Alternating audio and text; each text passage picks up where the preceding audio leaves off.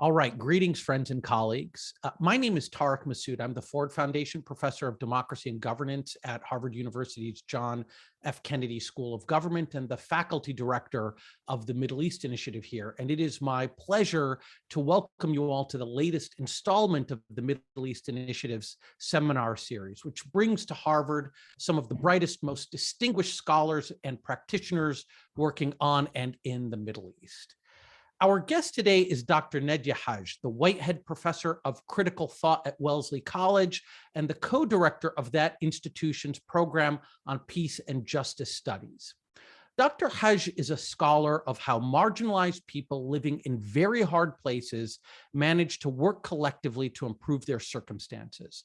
Her empirical terrain has been the Palestinian refugee experience, which she has chronicled in 2 books. Her first, Protection Amid Chaos, the Creation of Property Rights in Palestinian Refugee Camps, explored how inhabitants of Palestinian refugee camps in Jordan, and particularly in Lebanon, who enjoy at best imperfect guarantees from the formal legal system, managed nonetheless to erect systems of property rights that enabled them to invest in their communities and to protect their assets. That book, I think, put on full display all of the skills that render Dr. Haj a rare and remarkable scholar, one who combines theoretical sophistication with deep knowledge of place and deep empathy with the human beings whose lives and coping strategies she analyzes. Dr. Haj's second book also puts these extraordinary gifts to full use. In this book entitled Networked Refugees, Palestinian Reciprocity and Remittances in the Digital Age, which we're going to hear about today, Dr. Haj explores how Palestinian refugees in and out of the camps are making use of social media and internet communication technology platforms to create and sustain a transnational community marked by solidarity and the reciprocal exchange of help and aid.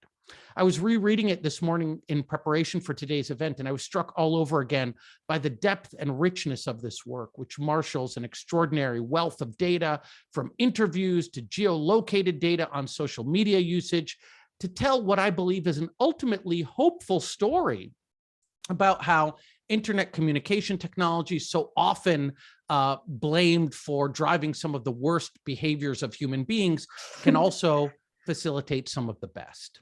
So Dr. Haj is going to speak for about 30 minutes about her new book, after which I'll engage her in a bit of conversation, asking the C student questions for which I am known, before opening the floor to our audience, who will ask smarter questions than mine. And then we'll plan to release Dr. Haj and all of you back into your busy lives at about 4:30 p.m., although I should note that I've never been good at meeting a deadline. And so with that admission, let me thank Dr. Haj. Welcome, Nadia. Hi, thank you for having me, Tariq. We're thrilled to have you, and the floor is yours. Thank you. I'm going to share my screen with you all. This is always the scary moment. So it'll just be a moment here. Did it go? Yes. Okay, wonderful. So good afternoon. Thank you for having me today to speak about my new book, Networked Refugees. And I'll just reiterate some of what Tariq already said when he introduced me, that in this book, I'm exploring a central research question. How do marginalized communities, but specifically Palestinian refugees, solve collective dilemmas and meet their needs, such as accessing healthcare, education, and even the most basic of human dignities, burial rights and services, amid what I term a broken world order. That is a place that exhibits a casual disregard, even an apathy, sometimes a malevolence towards the most vulnerable suffering in society, that are suffering in society today. And I think my amazing cover art by the artist and activist Sarah Qaed hints at my findings. By melding pre-crisis kinship networks, such as the Ahl and Hamulli, the family and the village networks, and the associated norms that come along with those networks that are represented by the red embroidery thread on the hand, the Palestinian tatriz, by melding those pre-crisis networks with digital technologies, symbolized here with that ubiquitous white cord that many of us know, The Palestinian community foments reciprocity, which is a cooperative action marked by the mutual exchange of favors and services that in turn sparks remittance flows, both social and economic remittances that help them meet their collective needs and also help the community survive when there are host states and international agencies that are either unwilling or unable to help. And like Thought said, I do think it's a pretty hopeful story with lots of robust evidence. But I think before we get our hopes too high, I always have to, tone it down a little because we're talking about Palestinian refugees, that I think it's important to underscore that it is truly the worst of times for the world's 5.7 million Palestinian refugees. And it's no understatement probably to say that for most of us, the last 2 years have been a flaming dumpster fire of hell and suffering and terribleness since March 2020. And if you think we've had it bad, you can only imagine that the life of Palestinian refugees in the Mukhayyam or camps have suffered catastrophic conditions as well. They live in a protracted situation of restricted mobility. And in the camps I study in Lebanon, there is a refusal of tawteen or integration into the political, economic, and social fabric of life there. They've been what's termed warehoused by the aid agency community for more than 70 years. And honestly, I can regale you with a multitude of statistics about unemployment, poverty levels, hunger, infant mortality, levels of abuse in the camps that could give you kind of these descriptive statistics, some of which are in the book if you choose to read it. But I think the prolonged suffering is best embodied, especially in a format of, a public talk and sharing stories and narratives. And I think the prolonged suffering is embodied in the life of Wissam, who's pictured here in this photo. He was born along the autism spectrum with a host of other developmental issues. And unfortunately, he was not born in the United States or in Europe or in other parts of the world. He was born in Nahr al-Bared refugee camp, located in northern Lebanon. And he lives lives in what's termed a protection gap. That is the gap or chasm between services and protections promised to refugees in the Geneva Convention and what's actually provided to them. And for Palestinians in 2018, the United Nations Relief Works Agency, or UNRWA, that is supposed to provide services to refugees, was defunded completely by the Trump administration. This cost UNRWA more than 50% of its operating budget. In April 2021, it was refunded by President Biden. However, the damage was done and is irreparable for families that have to care for people like Wissam. You see, his family is unbanked. So if there's not an aid agency providing them with services to help him meet his special educational needs or have special health service aid to help him bathe and get around, there's no opportunity for the family to take out a loan to afford those services. His primary caregiver and the primary breadwinner for the family is Mohammed Kamal, pictured in the back, his father. However, Mohammed Kamal died. And upon his death, the family was left questioning, how are we to meet Wissam's basic needs? I'm fully aware that for political scientists, the plural of anecdote is not data. But since 2004, I've conducted hundreds of surveys in refugee camps in Lebanon, Jordan, and Syria. I've conducted hundreds of interviews, collected oral histories, scraped data, looked at statistical evidence, and I can assure you that Wissam's story is but one thread in a broader tapestry of despair. And the stories I have heard and witnessed truly have brought me to my knees and humbled me as a scholar and as a human being. The recurrent theme I've often heard in Palestinian refugee camps is "Min aish bidun amal," we live without hope. And this is a kind of hope, or this hopelessness really wears on you. And I have to say, it's been a truly disturbing and difficult challenge to undertake the study of this subject, because for me, it's not just a professional endeavor, but it's also a personal one. I took this artsy photo. This is my attempt at an artsy photo of myself driving along the Corniche in Tripoli, Lebanon in 2012. And even if you can't read Arabic, I'm sure you know what that says in the mirror, that the objects in the mirror are closer than they appear. And for me, Muhammad Kamal and Wissam are not just research subjects. You see, Muhammad Kamal is my first cousin, and Wissam, his son, is my cousin's son. Muhammad Kamal's mother is my aunt, and we share a grandfather. Wissam matters to me, and I know what it's like to be part of a family that is truly concerned and stays up at night wondering, how are you going to afford the life of and the well-being and protect someone like Wissam? To me, of course, these objects are in fact much closer than they might appear for other researchers. And I'm also aware that often the identity of someone can be viewed as a liability. Often you'll hear, concerns of bias or lack of objectivity.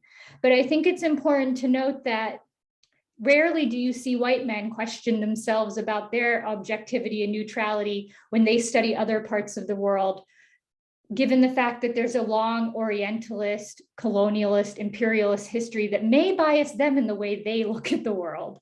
For me, instead of looking at my identity as a Palestinian refugee and as a liability, I look at it as an asset. You see, my name is Nadia Suzanne Hatem Muhammad Ali Taha Ahmed Qasim al-Hajj. That goes back 6 generations. The great grandfather of my family is from Samui village in northern Palestine. And part of that identity gives me this feeling of a dogged pursuit to continue studying a subject, to continue to pick away at it, even if it's a hard thing. Moreover, from a research perspective, I think I answer the call that was put out in a comparative politics notes, like kind of methods piece back in 2002 about extracting new ideas at close range, this phrase, extracting new ideas at close range, that when comparativists do work well, they're able to see the grand theories, but also the important details. And I think I'm able to begin to see shifts and trends and changes in the camps, but also to see things that might seem invisible to others because of my closeness to it. So let me talk to you about maybe some of those invisible things that I've been seeing of late. In particular, in 2017, when I'm down in the dumps and feeling despair, I tend to read fiction. I want to escape the world. And so I chose Exit West, which was a fantastic book and came out in 2017. And in this book, Mohsen Hamid describes the relationship of two protagonists, Nadia and Saeed, to their cell phones. And I'm going to read a page from my own book to share with you this particular quote that struck me and that caused me to start to see relations that might not be observed by other people that are connecting Palestinians in the camps. In Exit West, Mohsen Hamid says, Nadia and Saeed were back then always in possession of their phones, and in their phones were antennas, and these antennas sniffed out an invisible world as if by magic, a world that was all around them and also nowhere, transporting them to places distant and near, and to places that had never been and would never be.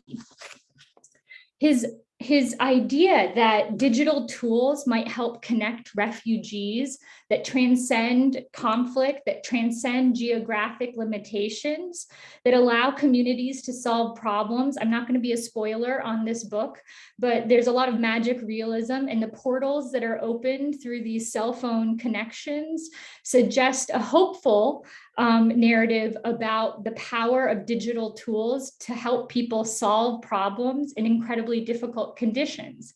Now, I realize that Exit West is a work of fiction.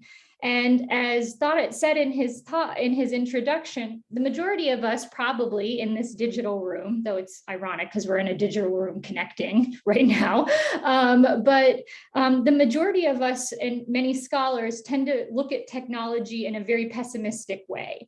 A lot of us believe that even if you are someone that's interested in your phone and spending a lot of time in it, that your engagement in it turns you into a smartphone zombie, a smombie, that's really into the cell phone, the digital world, but doesn't make any attempt to connect to the real world. These ICTs or information communication technologies, even if you are interested in connecting what you're seeing in the digital world to the real world, a lot of the information you might be receiving about the real world is fake news. So in a world of zombies with fake news, the other thing that people will often point out is that even if you have gotten real news, beyond clicking a like on a post saying, oh yeah, I care about this, or, showing digital solidarity for a community that's suffering, rarely does that translate to real world activism. That the world is filled with zombies, fake news, and slacktivism, so you really can't have much hope for technology to hold any kind of hope for refugees. Alternatively, there are some technology optimists, and in particular, a lot of these scholars are coming from parts of the world where there is a tight hold on information, largely because you're in non-democratic spheres. A lot of the reports came from Sarah Oates's work on Russia and kind of the control of information there, and at times when things have thawed, the ability for people to use information communication technologies as a form of a non-state kind of mechanism that empowers individuals to connect, even when everyday people are not normally able to in such settings. The digital worlds kind of give you that space. Beyond that, that it allows for information sharing that sometimes triggers collective organization and activism. And I think a lot of this came from research about the Arab Spring and the power of digital tools to connect people, and that this fomented real world revolutions, or at least supported real world revolutions. A lot of this optimistic literature has not fully been extended to refugee conditions. And in particular, some of the work that has been focused on the use of ICTs in refugee spaces tends to look at the importance of the tool as it is used by aid agencies to better and more efficiently distribute and allocate much needed aid resources to people in refugee camps. In most of these stories, the technology is kind of owned or controlled by elites or aid agencies, and then is used to, then distribute things to refugees. It's not a tool that the refugees themselves are using for their own needs. And so amid this kind of work, I wanted to ask the question, is it true? Are these digital invisible networks that I've encountered in Exit West that are hotly debated in the literature, are they in fact working to connect refugees, promote cooperative behavior that actually translates to real world results? To answer the question, I brought out my MacGyver toolkit, and I'm sorry if you're not a child of the 80s and missed out on Richard Dean Anderson's mullet. It was glorious. But MacGyver was a TV show where a man had, a really brilliant man with a mullet, had a Swiss Army knife. And with that toolkit, he could solve every problem. In fact, he solved a nuclear meltdown with that in a chocolate wrapper once, So given this information, I think it's important, about what the MacGyver toolkit is. I felt to answer my central research question, I had to pull out everything in my toolkit. My whole Swiss Army knife came out. I'm a qualitative scholar normally, but I use qualitative interviews inside Palestinian refugee camps, primarily in Nahd al-Badid. Later, I went to shift to surveys with Palestinians in the wider diaspora, located all over the world, in the Gulf, in Europe, in Australia, in North America.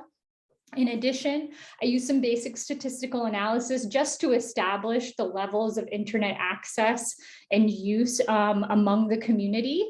And then finally, with the help of some awesome CS research assistants, I was able to scrape data using two tools, one called Selenium WebDriver, which is actually, I can talk about it in the Q&A, but is a simple tool that web developers often use to check if things work on a website, but it can also be used to click things on Facebook like a robot would, and collect data and map it. Connecting that with Google Maps API allowed me to assess what Palestinians were, how frequently they were interacting online, what they were talking about, and where they were located geographically when they were doing this. And so just to kind of reiterate again, my central, working findings were that when combined with pre-crisis networks, digital technologies or ICTs promote reciprocity, this mutual exchange of favors and services, and that in turn, this sparks real world remittance flows. And today I'm going to mostly be focusing on economic remittance flows. Again, to share this story with you, I want to talk to you about Dr. Dina. Now, Dr. Dina was not always Dr. Dina. When I first met her, she was Dina, and she was an incredibly bright high school student that really wanted to become the first doctor in her family. She was living in Nahr al-Bared refugee camp located in northern Lebanon. Her family had lived there since 1951. And what she lament, and I encouraged her in the first time I met her, I hope you get to go to medical school. I said, it sounds like it's going to be a hard road ahead though to get to go there. And she said, yeah, UNRWA doesn't provide you with post-secondary school assistance. There's very few scholarships. Because I'm an unbanked person, I don't have an address, I can't have a bank account. There's no way for me to access student loans that most people would rely upon. So given that knowledge, the ability for Dina to actually access those resources to afford medical school were going to be a huge challenge. A few years later, I came back and met with Dina, and at this point she was almost Dr. Dina, and I said, well, you did it, so tell me, how'd you do it? How'd you pay for this? How are you where you are? And she said, well, I got online and I posted a picture of me at my graduation. I posted that I had an acceptance letter to medical school. And then I put out a plea and I said, I need help funding my room and board and to afford my books and kind of materials for school, for medical school. And I was like, where are you putting this? And people actually gave you money. And she said, well, you don't just put a plea out anywhere. I don't just go to Twitter or some random place and put that message out there. I go to my family's Facebook page. Every family and village, or every village, Palestinian village, has its own Facebook page. And this is a page where people can post news and information of all kinds. And when she posted this information, she said to them, I asked her, well, how did people trust you? And she said, well, we're from the same ahl, the same family. People know who I am. People knew who my grandfather was and my grandmother. Moreover, they trusted that I would do what I said I would do with the money. She talked about trust. And then she said, not only did they trust that I was going to use the money for what I said I would, she said, they also trusted that when I finished this, that I would be paying it forward to the next successive generations of Palestinians coming up behind me. She spoke of this kind of reciprocity, this mutual exchange of favors that was going to happen.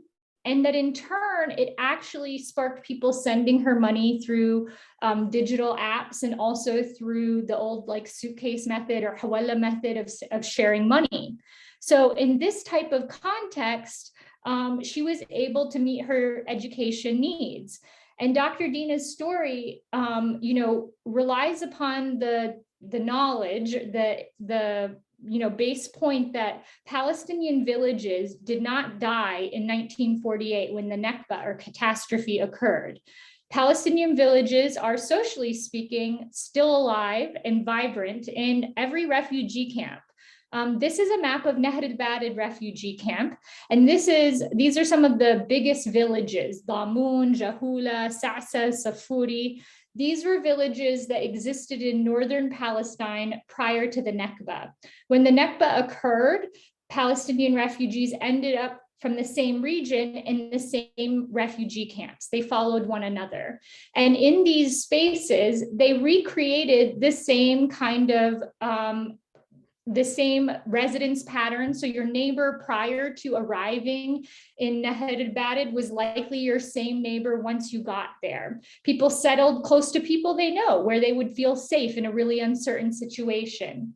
The strength of the Palestinian village and its durability in the refugee camps was so durable that even when Nahad al-Badid was destroyed during a conflict between an outside political group known as Fatah al-Islam and the Lebanese army, when the camp was decided that it would be rebuilt with the aid of EU agencies and some UNRWA help, they decided, okay, this is a chance to start anew. We could build the camp in any way we wanted.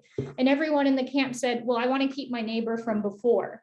And they created this thing called a validation map. And if you zoom in on this validation map, what you will see is that every family signed on their plot and then identified who was their neighbor on either side. This map was used as the blueprint to rebuild the camp. So people that had homes located next to a particular family would get new homes in the camp located next to that same family. And this way you're recreating this camp relationship. These village relations, even in the refugee camp, even when a war strikes again, it's still durable. Not only are these village networks alive in the camp, they're alive in digital spaces. This is the official Safhat Rasmiya Al-Ahl Al-Samoui. This is Samoui village, another village that's located in Nahad al-Badid. This is actually my family's village. This is our Facebook page.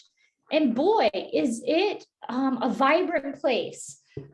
People post often all kinds of information. In the last few years, as you can imagine, a lot of the posts on these pages are funeral or obituary notices of people that have passed away. COVID has had catastrophic consequences in the refugee camp, and there's been an incredibly high rate of death. But what you'll notice is that on these pages, people from the refugee camp and from Samoui village will post the death of someone from the camp, a remembrance of some sort, and then it's an opportunity for people to engage. What's important to note is that in the time period when I was studying and collecting data for this book, it's a really active Facebook page. It's not something that like no one posts on, right? People post on it frequently throughout the month. And the types of posts varied widely. I'll talk about this religious musings thing in a moment, because a lot of the religious musings posts were kind of like, hang in there, like cat hanging on the poster, like life is hard, hang in there, but usually with some Quranic verse. But other than those religious musings, there were a lot of posts about death, obituaries. There were personal spotlights highlighting people like Dr. Dina, or a student that, you know, did well on a national exam. There were discussions of market openings, like businesses starting. There were fundraising requests, like when someone like Dr. Dina would say, I need help. And then there were also things like notices of town meetings, like that the village was going to have a get together, you know, show up, get ready to eat and drink and have fun, you know, not alcohol. You know, this is the variety of posts that you'll see. Let me give you an example of someone's death. Sheikh Jihad passed away shortly after returning from Hajj in Mecca. He actually was able to go to Hajj, and then he suffered a stroke. When he returned to Lebanon and was transported to the refugee camp, he was in dire straits. Like, people knew he was going to pass away, but he was someone very important because he had been the sheikh in the camp. He had presided over weddings, over funerals, over all kinds of religious events, and he was a respected person in the camp. When he died on May 12th, that's the yellow dot represented, it sparked a flurry of posts related specifically to Sheikh Jihad's death. So each of those circles represents a post on the Facebook page that relates to his death. So you see, like, there's a post saying, this person died. In the Islamic tradition, the janaiz, or the funerary process, is such that you're going to be buried hopefully within 24 hours of your death. These are the types of posts that were posted, and the types of comments of people from the same village, though not necessarily located in Nahr al-Bared refugee camp. All that united them was that they were from Samui village and they participated on this page. And I tried to assess the kind of vibrance of participation all over the world. So of course, the highest concentration of people posting on these Facebook pages are coming from the Middle East area, right in Lebanon there by Nahr al-Bared. But you can see that people all the way in California, in Denmark, in Germany, all over the world are posting condolences or memories and remembrances of Sheikh Jihad when this occurs. And one thing that was interesting to me was that even I was concerned that it was like the one like loser family member, you know, that's like always on Facebook, always comments on everything. I was like, maybe I'm just seeing one random person that posts on everything. I wanted to make sure that regardless of how far away from the camp you were, that you were just as likely to engage, whether you were located in Nahr al-Bared or you were located in Australia or in California. And what you see is that there is, regardless of kind of your distance, you were probably about just as likely to engage on the group's Facebook page. Let's go back to that religious musings like note that I kind of put a pin in earlier. A lot of the posts on the Facebook page mentioned Allah, which is not surprising, God, but I created this word map to kind of highlight the most like frequently used words. I was like, gosh, this is a lot of religious posts. What's going on here? Like, why is this happening so much? And this is what led me to the idea of maybe there being something about the role of enforcement of community norms, of getting people to participate and to give, even if they didn't think that they needed to or had to. And this is where I think Palestinian Facebook pages are considered what scholars called high context spaces. People know who you are, where you come from, and that there are expectations of your behavior that you can enforce in ways that are meaningful to you, even if you don't have like a police force or an army kind of backing up your norms. And this came up with the issue of Sheikh Jihad after his death. One of the common challenges in Nahr al-Bared is that there wasn't a burial washroom. So when someone died, it was kind of like the family had to find a space for the body to be washed and prepared and shrouded before it was buried. And so when Sheikh Jihad died, there was an idea that like, let's use this moment to garner support for a burial washroom, a communal burial washroom that anyone in Nahr al-Bared could access. How are you going to get people in Australia or in California to want to give part of their paycheck for a communal washroom? How are you going to get that? This is where people started talking about communal norms of honor and morality and how important it was to, quote, do the right thing. These are some of the snippets of the conversations that I had in interviews with people. This is one that is a very long post. I do what you're not supposed to do with the PowerPoint and included a huge block of text. But it's so important because I think it gets at why these religious posts are so frequent.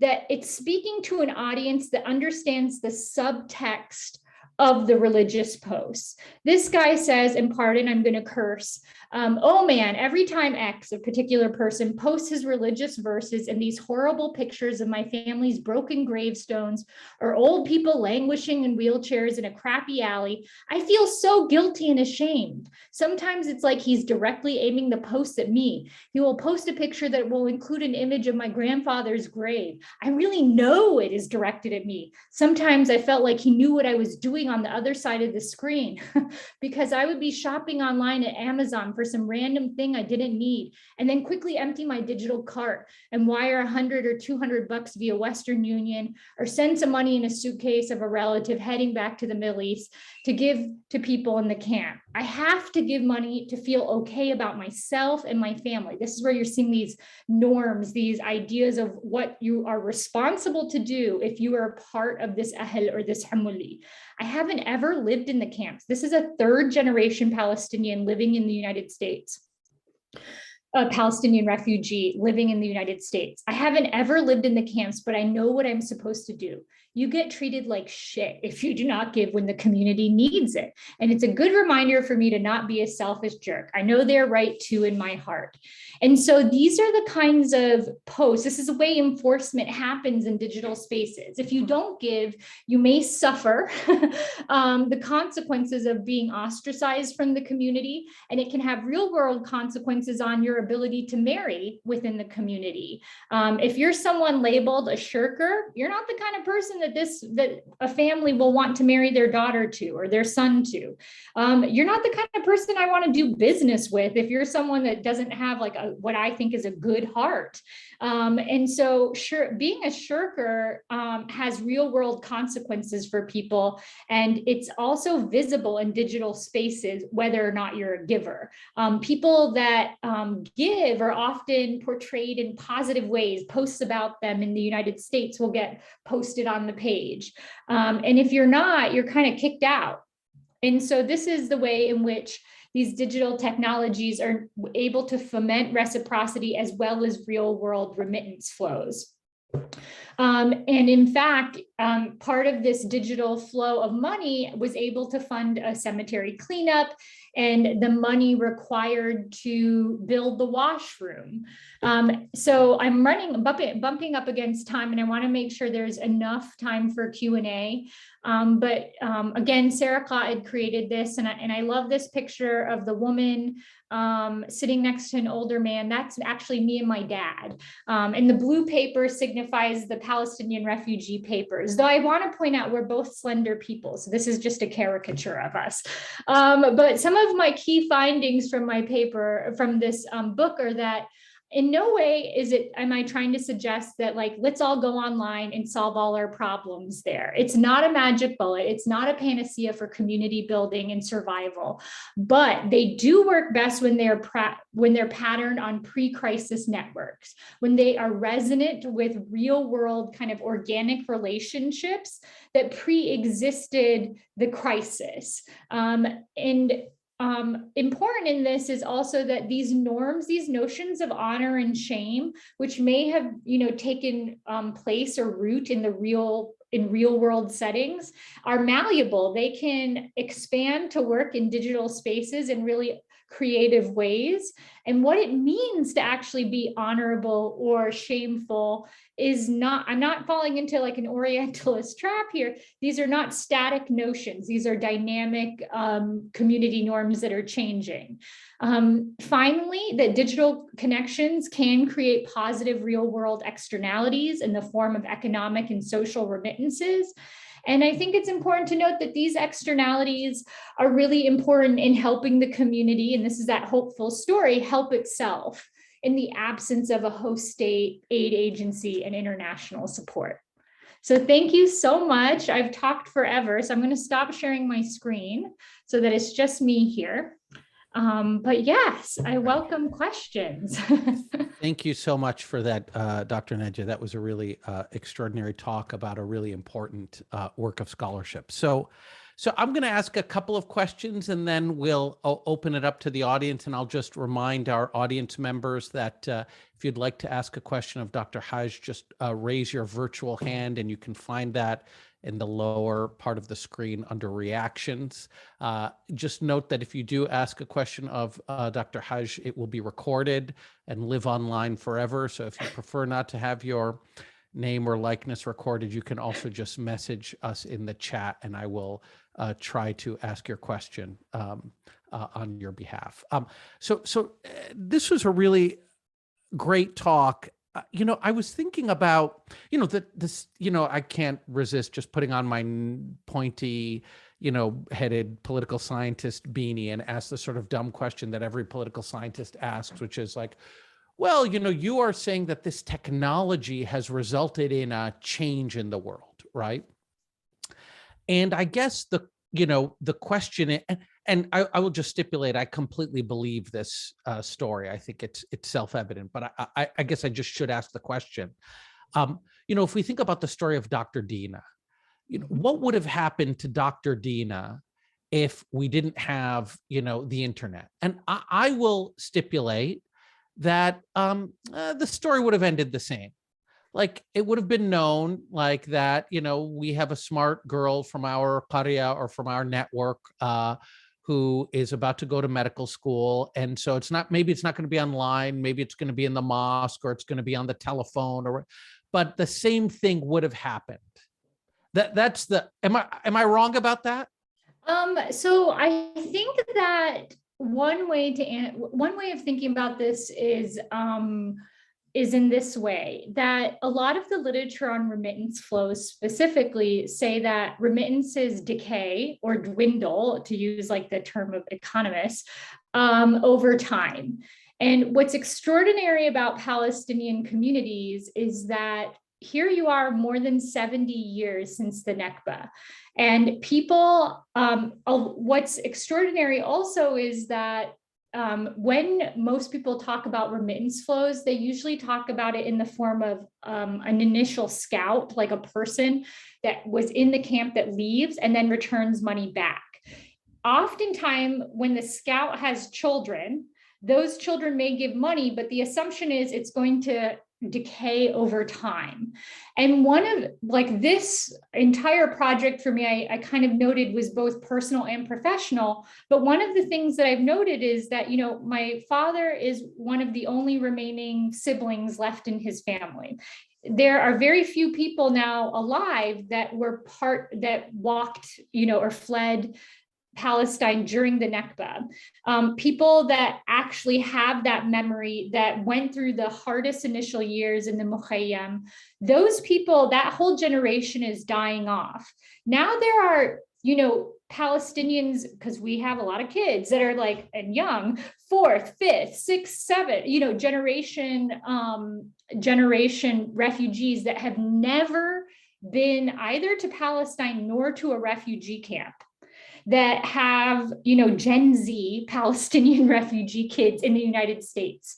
And my deeper question was, how do people, the literature does not predict that people like that would continue to remit. And what that example of that person that I gave you the story of, that felt bad, and so he emptied his Amazon cart.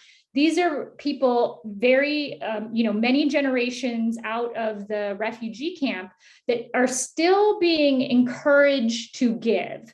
What I'm making an argument more about is not that the technology is causing the remittance flows, but the creativity of refugee communities and marginalized communities in adapting to conditions. So before the refugee camp, before digital technologies, the amazing work of Rochelle David talks about village history books. And I have a whole chapter talking about analog spaces that the community used to basically reify and reanimate community history and norms, and that these books were kind of shared as a way of reminding younger generations, this is how you behave if you're a Palestinian. You want to know what Aib is? You want to know what's shameful? I'll tell you what's Aib. Let me give you this story in our history, and it's preserved in this village book. Digital spaces like the camp Facebook pages or the village Facebook pages are acting in a lot of ways like the village history books, but they're much more dynamic and adaptive. And I think that's what's so profound about this story, that it's not the technology, it's how the people are harnessing the technology. There's this book by Cooper Ramos about, that's the last name, of how the technology will often change the gatekeepers of the community will often change based on who's using the technology. And it's hard, people want to say it's only people changing the technology, but the technology also changes the community itself when it adopts it. And that's also part of my work, which I don't talk about in class today, but the flow of social remittances. And in particular, this is where a lot of conversations about one-state solutions are happening among younger Palestinians that maybe in the real world would be taboo. That people wouldn't talk about Hamas or Fatah in the way they will in private chat rooms in these digital spaces. Or they may talk about sexuality, the queer community. They also will talk about things that are also like love matches instead of family-based marriages. All those types of conversations are happening and expanding notions, Palestinian notions of what it means to be honorable, what it means to be a member of the community. And so I think that, to answer your question, would Dr. Dina have been funded? I think the literature on remittances would say no, right? That more than 70 years out, with most of the older generation having died out, people being assimilated more or less to their communities in the West or in Europe, what incentive do they have to care? But these pages are purposefully reminding people constantly to engage, that this is your identity, to give, even when it's hard. So in a sense, this is also a book about sort of the maintenance and the reproduction of identity across generations, and how this technology is enabling that. Which I think is really fascinating. I can think of examples from my own life that would completely validate this insight. I mean, I guess one observable implication of your theory would be that, before, I don't know when the internet becomes big, like maybe it's like Al Gore, I don't know. Yeah, I don't know. I know that's when he invented it. But do we see this in the pattern of remittances to Palestinian refugees, that in other words, there was decay, and then once this technology becomes widely used, we find re-engagement?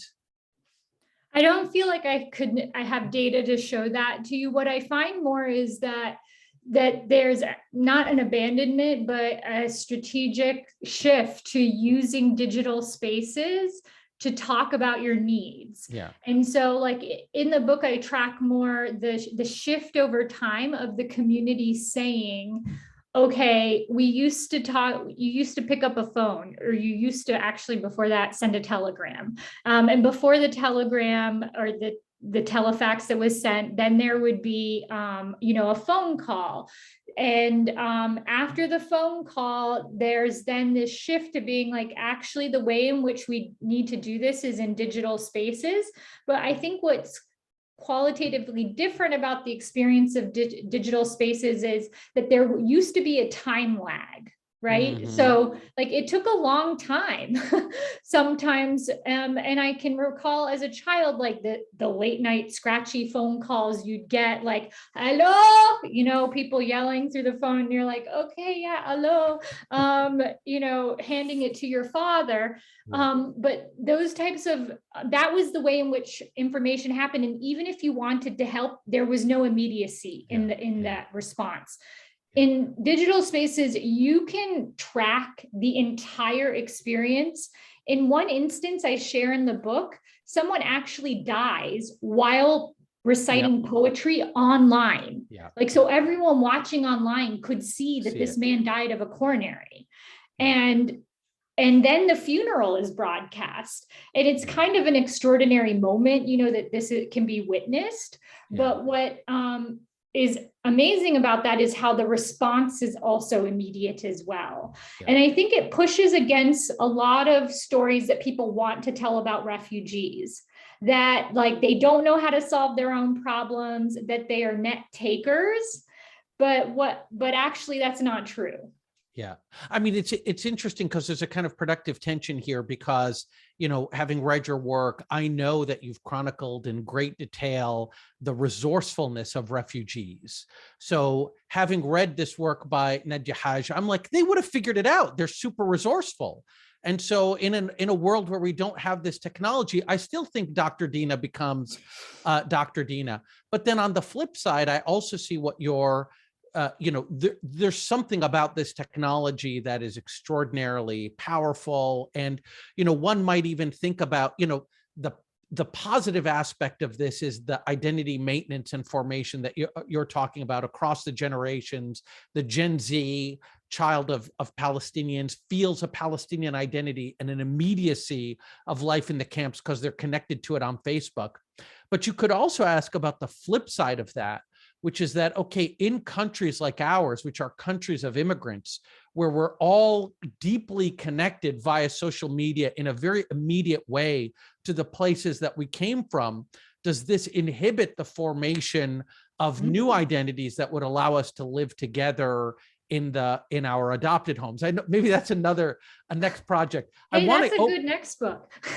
I want to open it up to everybody, but then I just want to ask you one last question, which is maybe a kind of a question to zoom out, to ask you to zoom out. And I think the stuff that you describe about Palestinian refugees in both of your books is the difficulty of that situation is evident.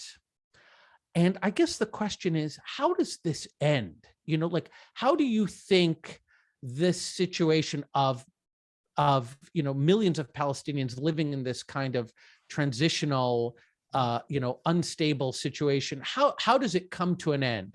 And if I were to offer a charitable interpretation of what Donald Trump did, and far be it from me to try to do that, but I'm going to do it, it would be that, look, he's looking at UNRWA, and he has the same criticism that Dr. Nedja Hajj-Wellesley has of UNRWA, which is that this is just warehousing these refugees. And, the way we end this situation is we just cut that off, and we force a crisis that will force all sides to come to some new solution. Will force maybe the refugees to use their resourcefulness and I don't want to go down too far the road of you're a great apologist, thought it. What is the end of this? Yeah. So, I mean, one thing I want to say is that, his Peace to Prosperity plan, is that what you're referring to, that came out in 2019, but this ultimately the defunding of UNRWA was trying to basically bring Palestinians to their knees so that they would come to the table, which they did not. But it was completely ahistorical, because the notion that elites, and this is part of the controversy of my identity in the Palestinian community, that I'm really not a friend. No one really likes me, in the sense that not no one, but everybody here is a deep admirer of yours. But in the sense that since 1993, since the Oslo Accords, Fatah and the PLO and basically all Palestinian parties have kicked to the curb any Palestinian living in a mukhayyam outside the OT, the occupied territories. So if you are in Lebanon, if you are in Jordan, if you are in Syria, or if you are a Palestinian refugee in the United States, you have not been the recipient of any part of Palestinian leadership. So the idea that defunding UNRWA is going to force some political peace deal that will in any way change the lived experience of Palestinians in Nahd al-Bared is just baloney, because it's completely ahistorical. I literally taught this last week in my Palestine-Israel class, and 300 level students at Wellesley College could see this was a bunch of bunk. Right? They actually wrote essays on it, of assessing Peace to Prosperity plan, noting its ahistoricism. But from my perspective, I'm in no way saying there's no role for UNRWA. I think people want to set up a false dichotomy. Either it's this solution is through institutions or through the individual. I'm saying both and. And I'm also, in the last chapter, which I'm kind of proud of, and I got some pushback for, I'm also indicting every single one of us. I'm laying on the guilt thick. I've learned my Palestinian ways well, which is that the last chapter is really a call for reciprocal activism of every single person in the world that will choose to read this book.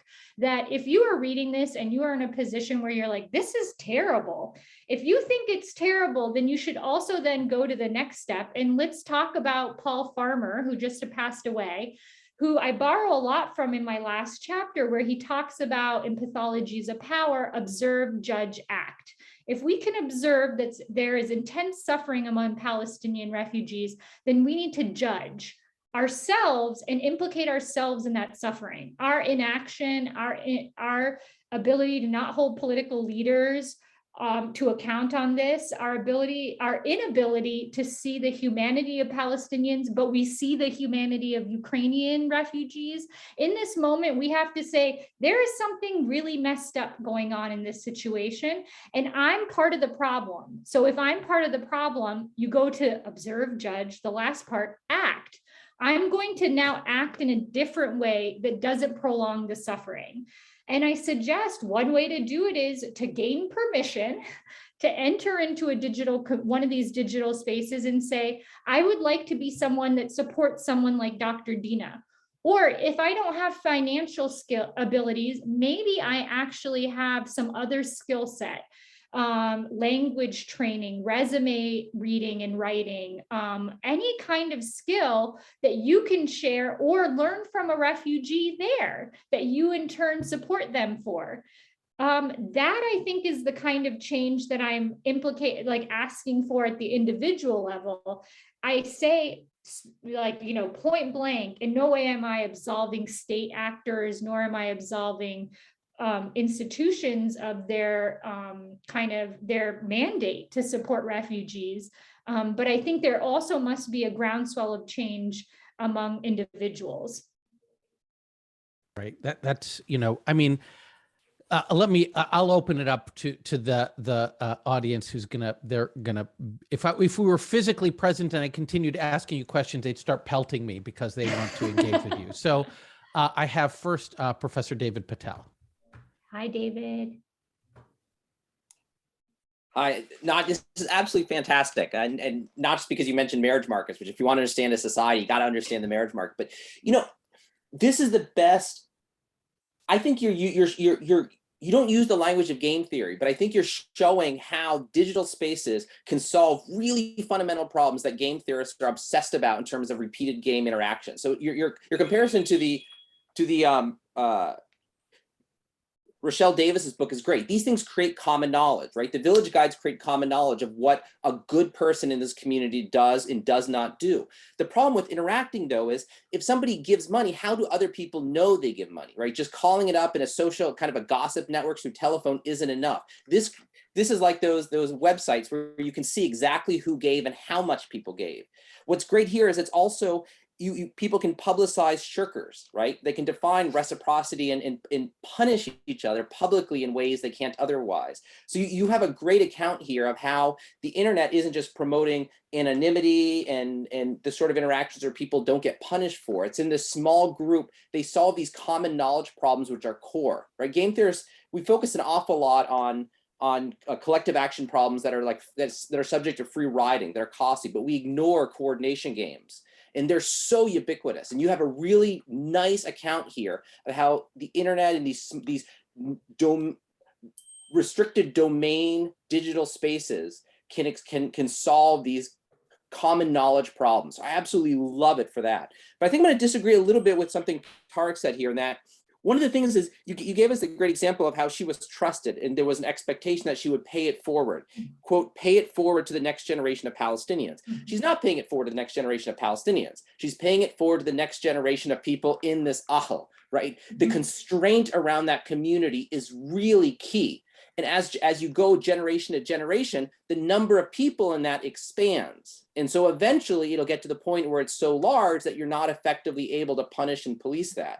So you can make a good argument it doesn't reinforce identity. What it actually does, eventually this is it's not self-reinforcing. Eventually it will break down, because some people would say there's this quasi-parameter of group size that grows over time with generation.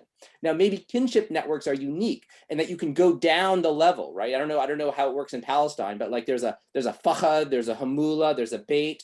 And so maybe the Facebook group in 5 years will break apart into a smaller subset that's a clan or so, and you could still have this sort of reciprocal relation. But instead of reinforcing it down through generation, a game theorist would say group size is a key quasi-parameter here that's going to decrease the effectiveness over time as the group gets large. I think that's a really important point. And I'm kind of I'm not a game theorist, and maybe David, you and I are going to write a paper together, because it would be fun, because I could use your help on this in terms of putting it into the game theoretic kind of framework.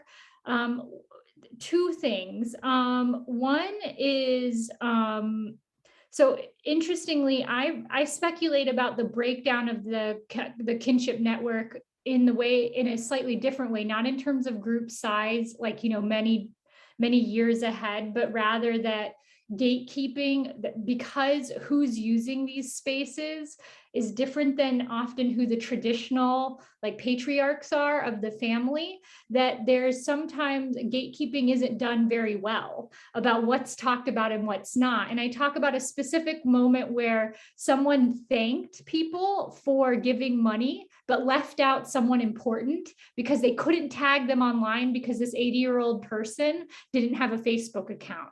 But then the rumor got back to the 80-year-old person and he was kind of jilted, right? Like, oh, this person is thanking everyone and left me off the list. How'd this post happen? And so it actually kind of created a little bit of a kerfuffle here in the family and in the village. And it said, and when I interviewed the older person, they said it kind of left a bad taste in my mouth. It made me rethink, do I want to give money again?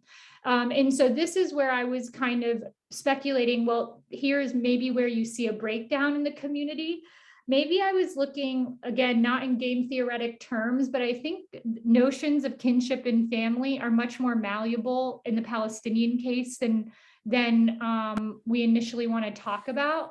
One way I've been thinking about this is by looking at a lot of the queer Palestinian scholars like Saad Etchan's work and others, where they start thinking about how there's new ways of thinking about connection, about what a Palestinian family could look like how do queer couples exist in the Palestinian community. If something like that can happen, which seems like in a heteronormative patriarchal society that the Palestinian one largely is, it's like really radical to think that that could be accepted. But if that can be accepted, then why can't we expand notion of village and family even further? And I kind of, in fact, the last page of my writing on page 94, it's a short book again, I don't write very much, but in the book I say, I borrow from this cell theorist from a long time ago that says, Huxley in 1853 wrote, "A community has a nucleus of specific ideas of how to behave, but no outer boundary. Rather, it has an expansive notion of who can be incorporated into that community if they agree to the core sentiment that the community deserves to exist and meet its basic needs." So for Huxley and a lot of evolutionary biologists, it's not about necessarily, it's about if you choose to enter that community, and that's why the last chapter of mine is asking people to choose to be a part of the community, to recognize that they are part of the community and interdependent upon one another, even if they don't recognize it. But if they can choose to be there, that it might help kind of expand the network in a way that doesn't deteriorate the common core sentiment and the norms that allow it to exist. But you've given me good food for thought, David, about how this could play out in many iterations forward. Yeah, I mean, I think a big part of it obviously is that the nature of these families is patrilineal. So that would be one thing that would limit their, they would still expand, but maybe that would limit their growth. And then there's people who drop out of it. But I think that, there's some real tension between what you just said and, the emphasis that you placed earlier on sort of the quote unquote pre-crisis networks, right? Because, what you just said made it sound like these communities are infinitely expandable, and we can and maybe we can even join them, and like it's not about that. It's about blood, and it's about the trust that comes from the fact, like you started this talk by listing all of your names, like that patrilineal descent. But so like another theorist that I learned a lot from was Carol Stack's work, who, again, one of the benefits of tenure is that you can read whoever the hell you want and cite them, and I love that. And so and I turned to the work of a lot of sociologists that study this, the role of gift giving as a form of building trust. And Carol Stack wrote this book in 1974 that looked at how poor communities in specifically the Black community in a Chicago project that she anonymously identifies as, she calls it the Flats. But she talks about how, and this is a core part of my argument, that it's not just your blood, it is your choice to be a giver and a receiver in a relationship that establishes the connection. If you go back all the way to Moss, The Gift, the book, these early books about what reciprocity is, the community cements itself in the giving and the taking, the give and the take. And once you take, there's an implicit give that has to happen. And yeah, but so you're not going on the website of random villages in Egypt and trying to give. Like, you are going on the website of the village to which you have a blood connection. But I'm saying that the argument is that if you choose to be a giver, if you enter into the space with permission and say, I want to be a giver, I do believe the possibility is that people will take. Yeah, but And then in taking, they might then pay it forward. But can David Patel become a member of the Samui community in the same way that Nadia Haj can? Like, obviously have a really not. wonderful cousin, David. Anyways, all right. Not necessarily in the same way as me, but I think that they could, in a different way, be a part of it. Interesting. Okay, so I have two more questions and we should get to both of them. So the first is from Stephen Lowe. I'm going to ask him to unmute himself and then I'm going to, okay, go ahead. I unmuted myself. I think, can you hear me? Good. So Nadia, I loved your talk. It was just great. And it resonated with me on many dimensions. And perhaps maybe we can talk about this sometime offline. I had two real questions for you. One was, are you familiar with the concept of the Landsmannschaft? Have you ever heard that term? No, I haven't. The plural is Landsmannschaften. These were, and please also type it for me later in the chat so I can also read it. Does that mean like countrymen or fellow villagers? Yeah. Yes. And Landsmannschaften were the glue that held the Jewish immigrants together when they arrived in this world. And they were clubs, and they, like your social networking groups, were clubs of people, usually from the same village or city, and certainly from the same country, and certainly from the same place that spoke the same language. And they were very, very important, and to some degree they still exist. And the non-Jewish versions of those are called things like the Franco-American Club and organizations like that. And I grew up in a small town in Connecticut where we had a number of ethnic clubs that kept immigrants together. So that was one question, and something that I'd be happy to talk to you about, or you can reference later. I would love that. The bigger question I had was really very specific, and that is, I was fascinated. First of all, I should explain, I do not use any social media at all. None, zero, zip. And secondly, I should tell you that I do contribute a fair amount of philanthropy, but I do so anonymously. And so that leads me to ask the question, and that is, to what degree are the remittances that you've been discussing made to recipients on an anonymous basis? And that can be in two ways. One, where the recipient does not know who the donor is, and the other is where the community does not know who the donor is, because the donor is identified as, let's call him or her, anonymous. And I'm curious as to whether or not that has changed in the pre-technology era and in the post-technology era. Because one of the things, again, to editorialize, that I find very uncomfortable is that when money is solicited online through crowdfunding and whatever, I don't mind contributing, but I do so anonymously. I don't feel that it's something I want to disclose to the public. I don't mind necessarily that the recipient know who I am, but I do mind that the public know. So has there been a change in that dynamic? So I think, thank you, first of all, for sharing with me this new term, and that is exciting to me because, you know, I've been reading increasingly about all kinds of mutual aid societies, which is another way of thinking of this as well. And so this is a great example for me to kind of catalog and learn from. And then your second point about anonymity is interesting. So I think that certainly, obviously, before digital technologies, that just wasn't as much of a possibility. Like people, the flow of money was usually through like actual exchanges personal exchanges. And so I think that that was less likely to occur anonymously. And today, again, I think that part of the challenge of an anonymous donation is the actual physical transfer of money right now is a challenge. And so, and this is something that I think is like a next project as well, is like how in Lebanon, the currency crisis is so severe that even if you have money to give, how are you going to get it into the country such that someone else can access it and use it?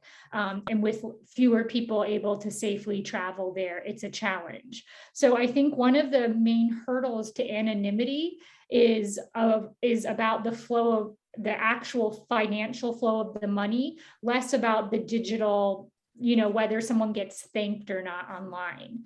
I still think a lot of the flow, though, happens where people know it. But as the example, I know who the giver was.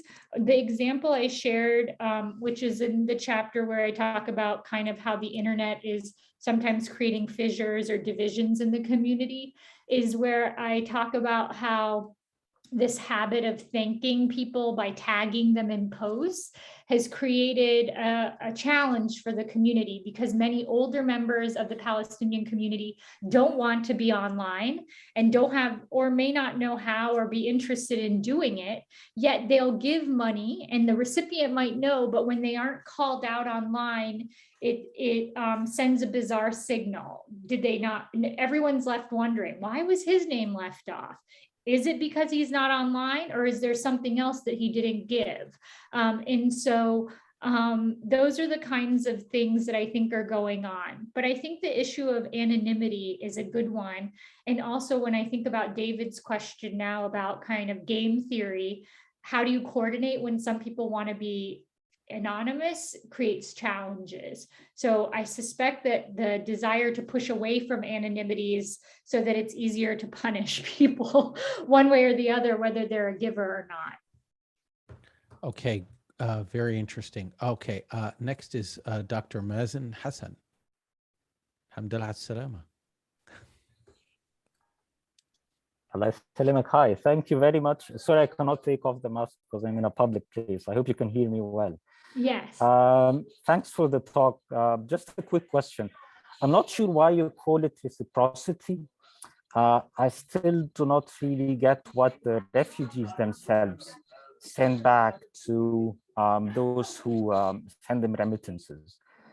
To me, or specifically because of the quote that you've said, I think it's the drive to send remittances is a feeling of shame or guilt.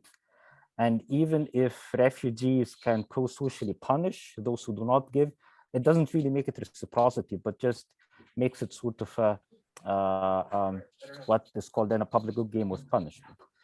So that's my first question. My second question, very quickly, is there any evidence that remittances have been sent to villages or families that are not the sender's family or village?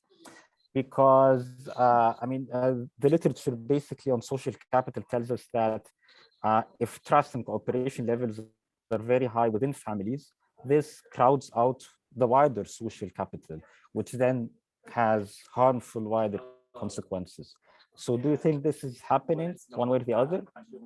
Thank you. Yeah, so first, so thank you for your great question. So the first point is, I think that reciprocity in common conversation seems to imply that it's something you like to give, or that only good people do it.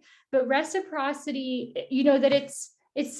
that there's not a threat of punishment implicit if you don't give.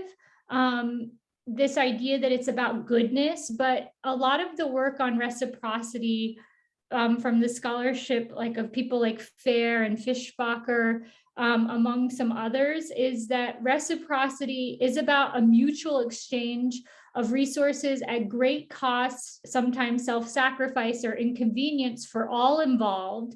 It's also not an attribute evident in only the generous among us.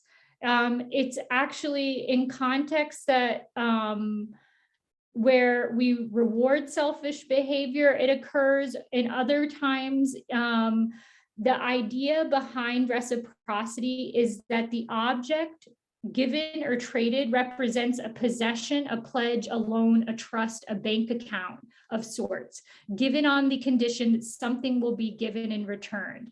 So even when you think you're giving, just think about it in any time in your life. When you've been given a gift, are you like, great, awesome, I never owe this person anything? Or is there something within you that thinks I owe something in return? And so reciprocity is about developing that relationship. And I know it's kind of a harsh way of thinking of it, but this is a lot of the lab experiments that show when people will behave reciprocally evidence this. So sorry, Dr. Nedja, I guess his question, I think he agrees with you on the definition of reciprocity. He's just asking, oh, so can you give us some examples of where the flow went the other way? Yes. And so this is where, in turn, people will also give back, like it won't have to be in kind. So it doesn't have to be that like, okay, you gave me X amount of money for medical school. Now, in turn, I will give you X amount of money back, like it was a loan. Often it will work out in terms of future favors. So once this person becomes a doctor, for example, when someone else in the family in another part of the world, and it doesn't have to be given directly to the same person, it can be someone else in the network that it's understood as a give and a take. But what will often happen is, and this is I can give you a personal example. When someone was funded to go to medical school, not Dr. Dina, another one, he is now like the resident doctor of the family. When another member of the family was diagnosed with cancer in the United States, that person read their medical lab reports and also looked at their images to give their second kind of medical opinion. And those kinds of things, you're like, well, that's not costly. Actually, that costs a lot of money to get a second opinion, a second medical opinion. And that's something that it's expected that doctor is going to do it whether or not they want. Yeah. And so that's just like one minute example, but it will also happen in terms of favors. Like, I've given you money to start your business. When I come visit, I eat there free all the time. Or when my child comes without me to see the camp, you're going to always pick her up from the airport and take her back to the camp. That's kind of, according to Carol Stack's work and those that study it among the poor, this is a strategy that allows the community to meet its needs. And the gift doesn't have to be like dollar for dollar in kind. It's a sense of obligation. Sorry about that. Yeah, I think no, that's perfect. Yeah. The other example the other question you asked was about if the community gives out of family support. And this is why I gave a discussion of the communal washroom, that the money for the washroom was not meant simply to give a washroom for people from Sheikh Shihad's village. The idea was that they would create a washroom that would be available to anyone in Nahdad Baded. This has also happened with the creation of like a communal coffin that carries the body to the grave. In Islamic burial, I know you know this, that you're not buried in a coffin, but you're buried in a shroud in the ground. But the coffin is a shared communal item that there's different sizes and people share it. Affording those things, there's also a communal shroud cooperative so that everyone can have a shroud, whether or not you're from a particular ehel or a particular village. Anyone can access it. And so in this way, I think I'm kind of tapping into a lot of the more recent work that talks about how subnational identities can fund, that we tend to think of them as like tribal or insular, like it's only for your family, but actually they often will be used to fund public goods. The work of Purna Singh, looking at Indian villages and how they do this and how it's help the community fund healthcare and different things, I think points the way at how this is occurring. Great. Okay. We'll have one last question from Neda Abukishk. I'm going to ask her to unmute. Yes. Hi. Thank you so much for your presentation. I'm Nada Abukishek. I used to work with UNRWA Health Department, and now I'm working with the Massachusetts Department of Public Health. I'm actually one of the students of Paul Farmer. I finished my master's at Harvard Medical School in global health. Oh yeah, so it's like very devastating week. He was like one of my great mentors, and Joya and everyone.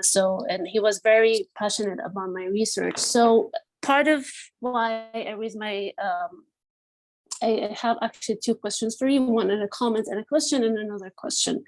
So part of the master's program, obviously Paul Farmer focused always on qualitative research. So I did a qualitative research, and actually it was mixed method, which was like part of quantitative and qualitative. And the paper, my research was published in a British Medical Journal Global Health. I can share with everyone, but part of it was focusing on malnutrition among children in Palestinian refugee camps in Jordan, and it was in 2 refugee camps. So one in Jarash camp with these people, they don't have citizenship, Jordanian citizenship, and Suf camp with they have like privilege of having citizenship. So it's just kind of comparison from public health aspect. So it investigated child malnutrition and food insecurity of the families. And also for the qualitative piece, it analyzed the person of the family perception of food insecurity and structural barriers. So I'm just saying that it's like this is a focus on like basic needs of child health and child eating food and people like having food on the table.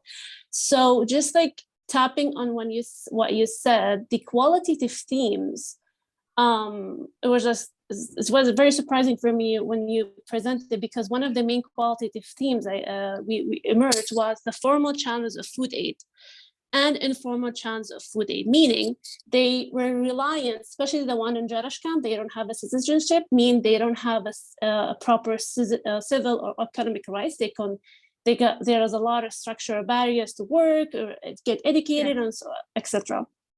So they rely on UNRWA, Wayfair, on the food commodities, and other NGOs. This is a formal channel of food aid. The second, and I quote one of the refugee camp, I quote, "I can say 50% of refugees live on a formal support with no steady income," end of quote.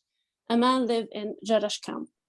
The second thing, the informal channels, was the close circle, meaning that the neighbors, family, and friends support each other in the camp, especially in Jarash camp that has the wealth index was way like devastating, and like the income is very, very significantly impacted the child health, which is, child growth. And they're sharing food with each other and buying food with each other. And I can share with you that there's a lot of quotes. I don't want to take much. So not having a civil, proper, a lack of essential civil rights and economic rights for this population. When we talk about unfunding UNRWA or unfunding, like this is structured place that they have to go education, they go primary healthcare, there's 100 free primary healthcare. When we talk about that, there's an immediate replacement or immediate support for basic civil rights? And I say that because better in Lebanon how there's lack of essential civil rights, economic rights, and all the structural barriers in West Bank. And the second question for you is, sorry, Dr. Neda, if you permit me, let Dr. Nedja answer the first question, and then because we are a bit over time, and I do want to release Dr. Nedja back into her day, but I also hope that the two of you will be able to connect offline. Okay, of course. Please, Dr. Nedja. Yeah, so I thank you for bringing up so my first work looked at a lot of the different statuses of people within Jordan, Palestinians specifically, and I did extensive surveys and interviews in those camps in Jordan. And while this work doesn't immediately address that, I agree with you. There's huge, as I said at the start of the presentation, there's huge catastrophic malnutrition and hunger in the refugee camps, especially right now, not only in Lebanon, but in Jordan and of course in Syria. But in all these cases, I'm in no way suggesting that there should be a defunding of UNRWA. UNRWA is the primary employer of Palestinians also. And so when you defund, there's immediate irreparable damage being done to young people, like the story of Wissam that I shared. And so in my opinion, it's very important that these international aid orgs and UNRWA work in tandem at the same time as individual Palestinians are trying to support one another through crisis. I do believe that Palestinians are working as much as they can to meet the needs of individuals that are asking for help, but I certainly agree with you that UNRWA plays a critical role in meeting those needs, and the funding of them is critical. That's great. I think that's a very good note to end on. I just want to thank you, Professor Hajj, for a really illuminating talk. And I hope that, this will be one of the last times we have you talk on Zoom. Hopefully the next time you talk at Harvard, it will be in person, inshallah. I hope to see you again soon in person. Thank you so much for everyone that came and spent their evening with me today. Thank you so much, ladies and gentlemen. Thank you for joining us. And I just want to say quickly, please join us again at 1:30 p.m. on Thursday, March 31st, when we'll have a talk by Nathan Brown of George Washington University and Amr Adli of the American University in Cairo on their new book entitled Egypt, Lumbering State, Restless Society. And as always, you can stay up to date on what we're doing, and you can view the recording of today's event by visiting www.hks.harvard.edu/Middle East. Once again, Professor Nadia Hajj, thank you very much. Thank you so much. Bye, everybody. Bye, everyone.